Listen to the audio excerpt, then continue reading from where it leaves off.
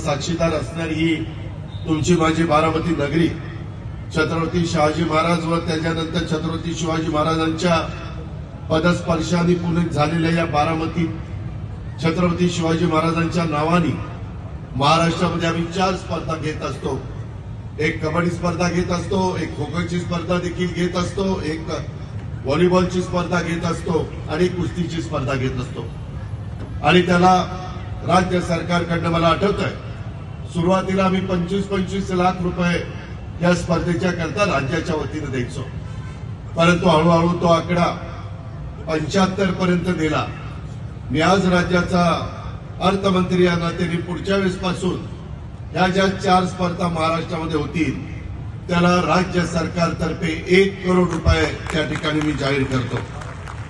कारण शेवटी खेळ चांगला झाला पाहिजे, त्याच्यामध्ये कुठं काटकसर होता कामा नये, त्याच्यामध्ये जादा खर्च देखील होता कामा नये, खेळाडूंना देखील त्याच्यामध्ये सगळ्या सुविधा मिळाल्या पाहिजे।